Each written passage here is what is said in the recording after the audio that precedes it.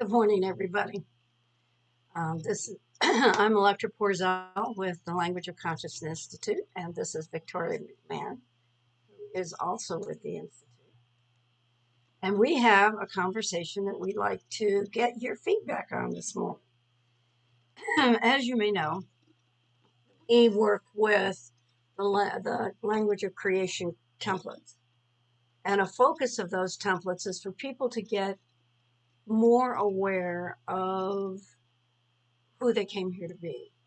The language we often use around that is like the word self. If you used a lowercase s with that self, it would be your historic personality, the kind of the way you said, well, that's just how I am. Whereas if you use an uppercase s, you're really talking more about that essence of you, that larger spirit of you. Some people say it's, well, who I came here to be, my higher self. Those are all words that are around somewhat the same process that we call embodiment, which is embodying that larger essence of you and letting go of the historic patterns that really have gotten in the way of you functioning like you really know you're supposed to be in the world or what you're supposed to do in the world. So that's the background. So if you get that in your head, um, we're talking about, we're looking at language that would help people be excited about the process of embodiment, the process of discovering their uppercase S self, their in this life, doing that as who they are. I was talking with a man this morning after I dropped off the dog, and he's a photographer, and people always comment how he sees things that nobody else does, and what he says is, they're actually the plant or the animal is responding to his inner essence. That is what he's in the communication with the plant with. So that's an example of someone living who they came here to be. And lucky us who get to see his photographs, because that most of us don't get that process. But that's an example of one person living not the historic life that he was given as a kid or even as a young adult, but living this who he is in the moment of the photography. And I say he does that a lot in his regular life with us humans. So the question is this: what excites you about this self, what we're going to call self-generation, uppercase S self-generation? I was with a couple people this weekend and we had come to celebrate the summer solstice, which is a time of celebrating the huge harvest of the earth and really recognizing that greater field within which we live. And we were talking about, like, what excites people? How do we help people get excited about discovering the more of them, of who they came here to be? And the term generation came up, not generations as in ancestors, but in generating something generative. And so we said, okay, we talk about the self, so maybe there's a term called self-generation. Well, we looked it up just to see what the heck. And it turns out that that's a term that's used in energy plants. You know, the electrical plants and that, or that manufacture energy. So I want you to listen to their definition from their viewpoint, and then we're going to change it to see how it can come from our viewpoint with our languaging, but much the same thing. So they said self-generation guarantees continuous business operations during power outages, lowering the adverse economic impact of grid supply interruptions. So in other words, you're just making sure you have some energy on hand so that if the energy that you're normally getting from another plant is interrupted, your function to your people is still there. So how would we change it? So think about that. Victoria's great with languaging, so this is going to be fun. So self-generation, our self-generation, my uppercase S self-generation guarantees um, can, it guarantees continuous life-enhancing experiences during, while past historic life, past trauma interrupt our experience of life as whole, making us whole. What do you think, Victoria? Mm. We don't have it. So a couple of a couple of things come up for me. One is not too very long ago, you and I had that conversation about how we notice what gets in the way in ourselves. And I talk about that in this moment as the little s, the historic personality, behaviors and patterns that Right. we repeat. And so now we're moving in part two of how do we live from the big S, self-generative aspect, essence of who we are. Yeah. I love that. And when you read the definition from the electrical sourcing, my electrical body, solar plexus especially, just fired with excitement. So my body is already a primary indicator for self-generation. And I know that to be true. I just never languaged it that way until this moment. So I'm really interested in the languaging of how the body already knows, and then the mind catches on.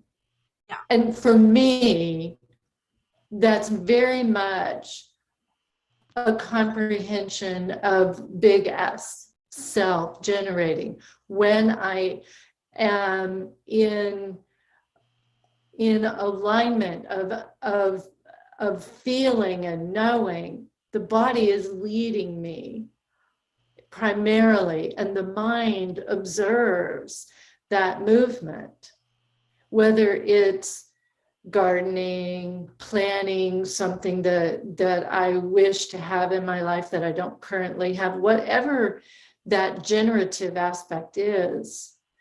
The body gives me so much data, raw data, if you will, energy data to help me stay on track. Does that fit?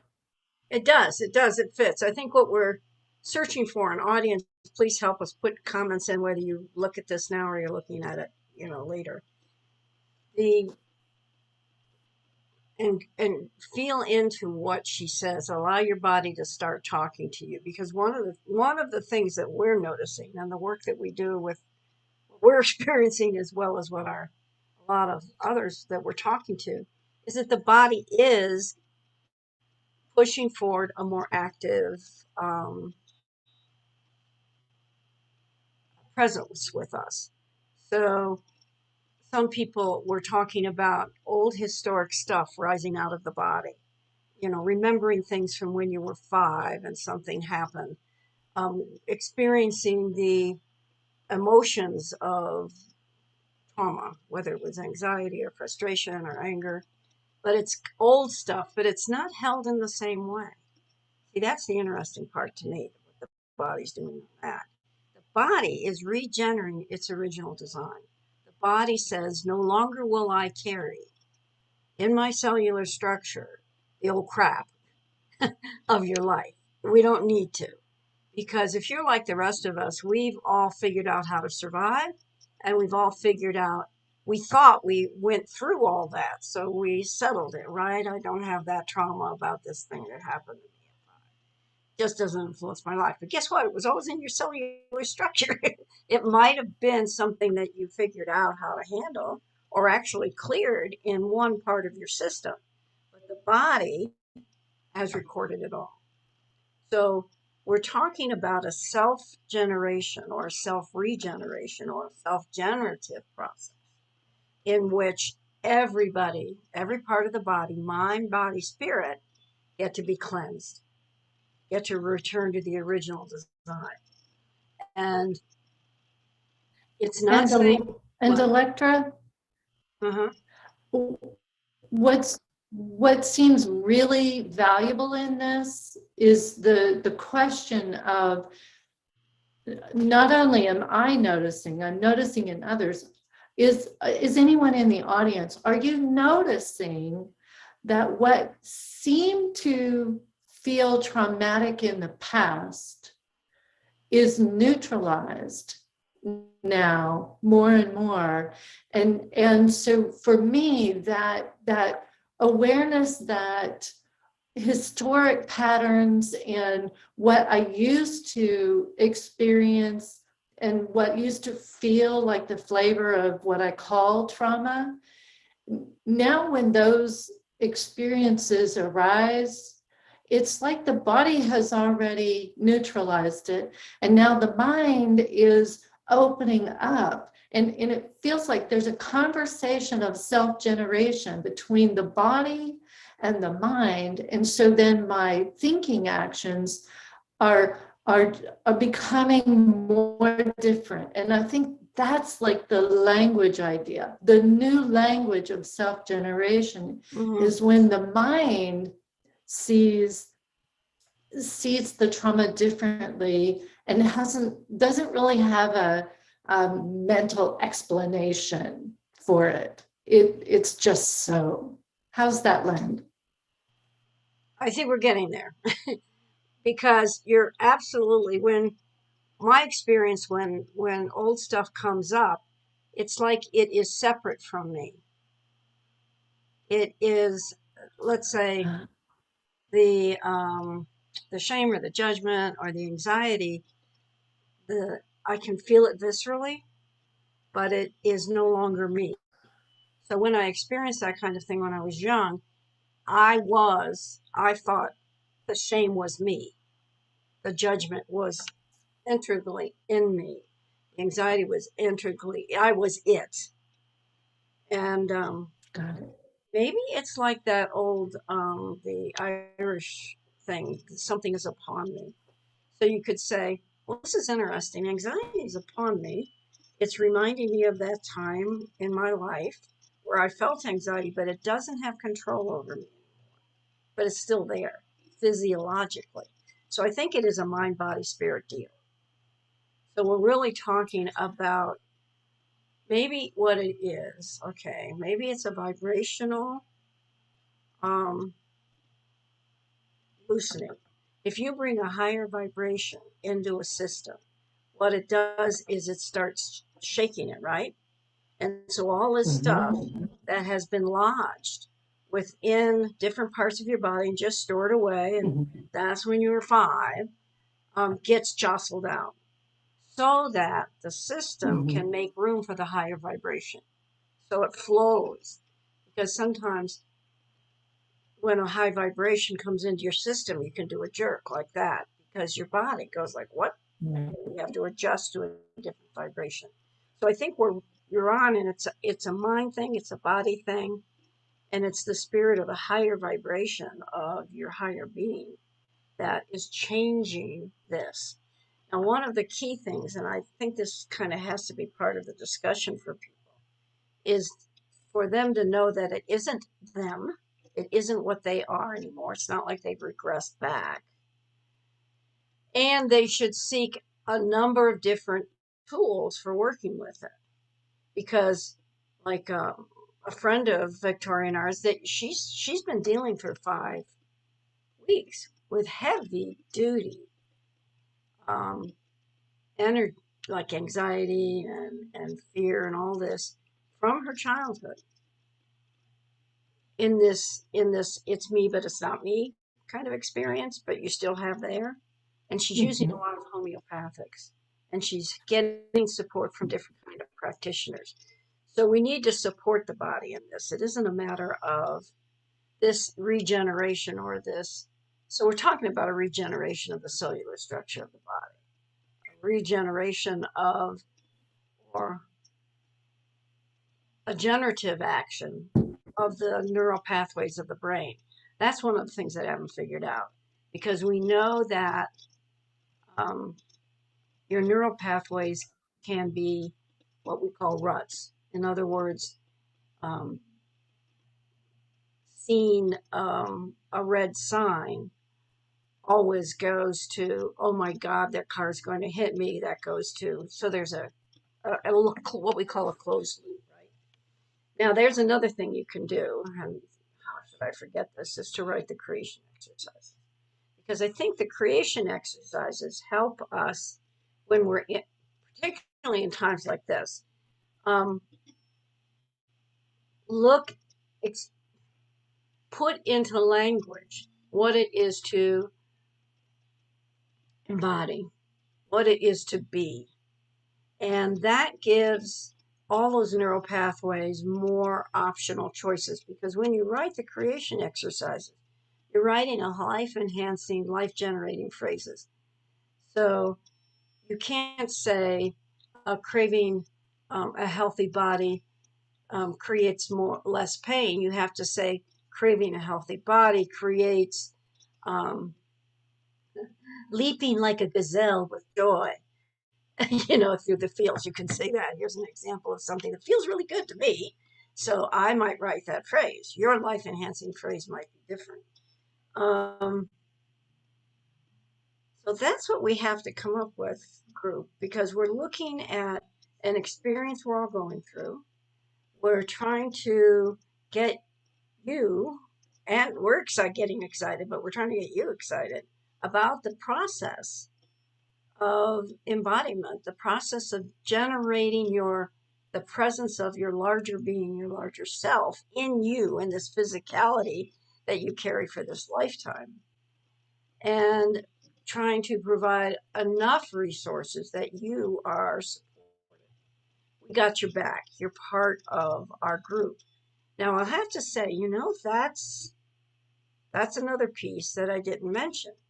One of the things that we've discovered is that transformation, transmutation, self-generation, regeneration happen in when you are with others in the field. It's like if you the way I see it is a matrix. Everything's a matrix. So as long as I am maintaining those ties to the matrix, then I'm supported. So if I'm thrown off my feet by something, the whole field holds me. I'm not by myself. So it's this difference between pull yourself up by your bootstraps or no man is an island and it takes a village to raise a child. Well, it takes a village or a field of people to support all of us in this process. Because our tenet is that all of creation is matrix. All of creation supports us and supports each other. So to assume that you're by yourself is it's part of the old separation reality deal.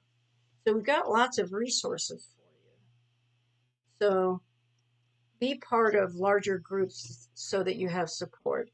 Write your creation exercises, get your support, and see what would excite you about this process. Partly I'm excited just because to know I'm not by myself. Um, I went in and I looked at the word regeneration as well, okay? And it turns out that regeneration is in electronics, it's in biology, and it's in theology. So in biology, it says it's the restoration or new growth by an organism of organs, tissues that have been lost, removed, or injured. So regeneration of tissue. I think you've all seen examples of like lizards that can grow a new hand and regenerate. And I guess what we've been talking about today is regeneration of cells. So the cell no longer has to hold a historic memory. It can regenerate itself in its original design. Interestingly, they also had a definition of theology. Interestingly, theology has to do with a certain cosmology that someone has about God, but They also called it spiritual rebirth. Regeneration is the impartation of divine life. That's what we would call your higher self, who you came here to be, which is manifested in that radical change in the moral character of a person from the love of life to the love and life of sin to the love of God and the life of righteousness. That comes from Corinthians and Peter. But the concept is the same, right? It's the taking more in of your higher vibrational nature, which we would call spirit or higher self, right? And that changes you from really being stuck living your historic life and living in the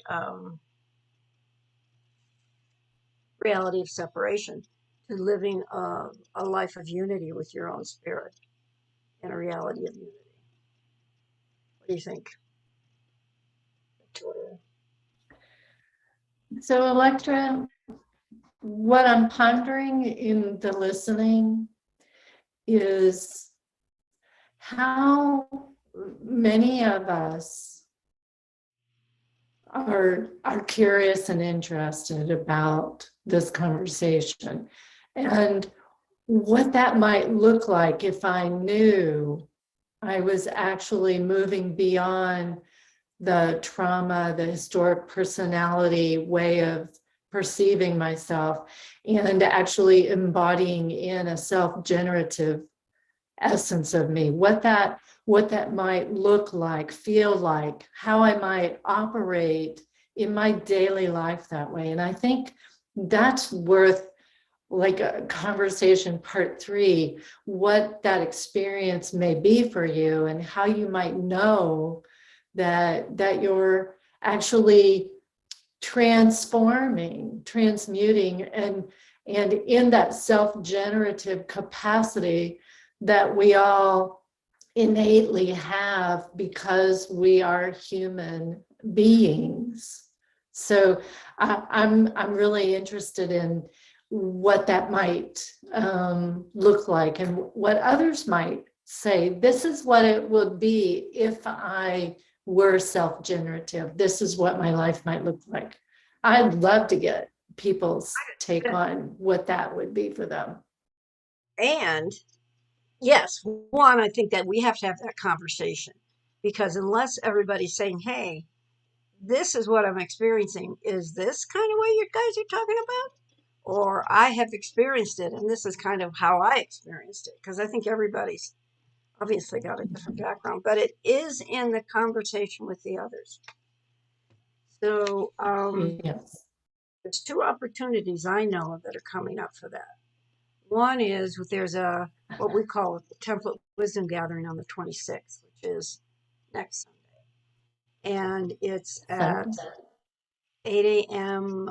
Pacific for an hour and a half. And you can find a link to it. We're going to put it on our Facebook page, Language of Consciousness Institute. And we're also on our website under events, Language of Consciousness. And I'll put it in some of the background information on this YouTube as well.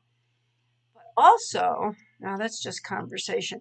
Tantra Mott, if you know about her, is leading a conversation on her YouTube channel that's called Create a World, CREAT,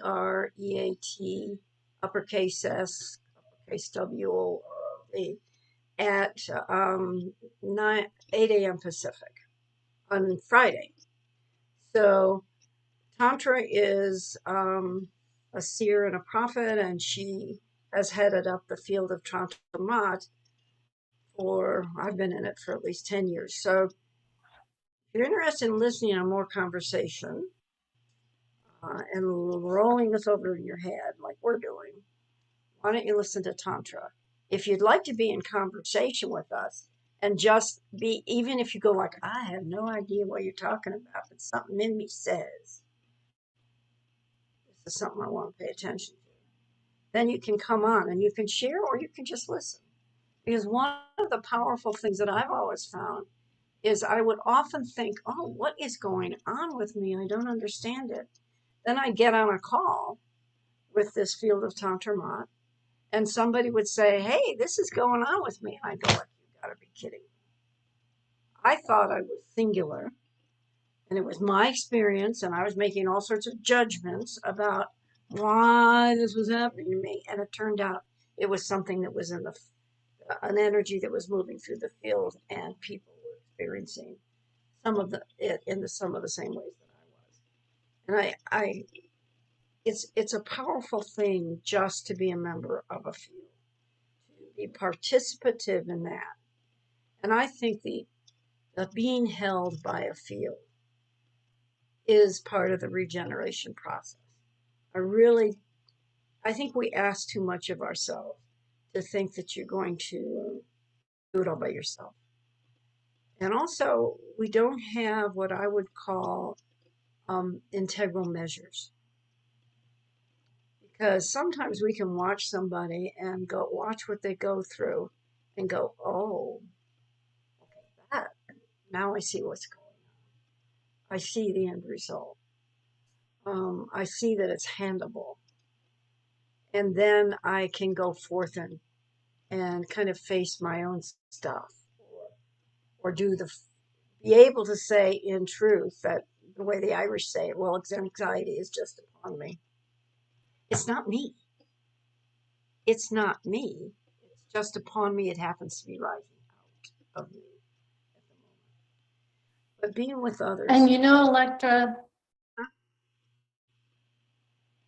there's another excitement in me when I know to feel the difference, to experience the difference between a historic personality, some anxiety or some trauma is rising and is upon me. And then there is that aspect of feeling the self-generative qualities of something being upon me that is exciting, that is moving me into a deeper place of being with myself. That can be upon me too, and that's self-generative with a capital S. Versus but along with the idea that we do live in a human body and we do live in a culture that has not self-generated enough yet as a culture to create a community of complete support. So we, in being witnesses with one another in a community, can create that container for those possibilities so that when we do go out into the greater community, we know how to maintain our self-generative qualities and expand that into the rest of the world. And I think it's important to see that self-generative of joy that's upon us, of awakening, and what that looks like. So I think we have a lot of conversations that we've generated in this. I'm thrilled. I am too. I think that it feels like, oh, we have more to talk about. We have more to talk about. But it is that process of I am more than I was, and I can be that in the world in a way that is different, and getting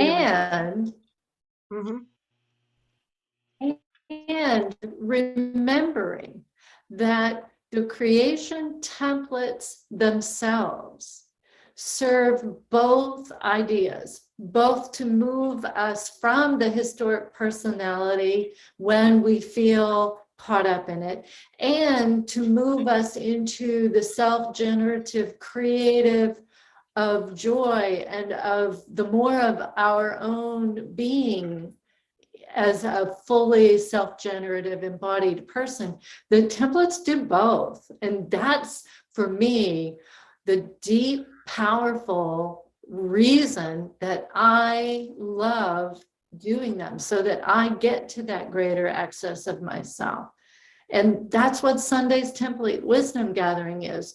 Bring what you know, bring what you're paying attention to, and let's talk about how the creation templates, each one uniquely, can support that awakening that is upon us, whether we're aware of it or not.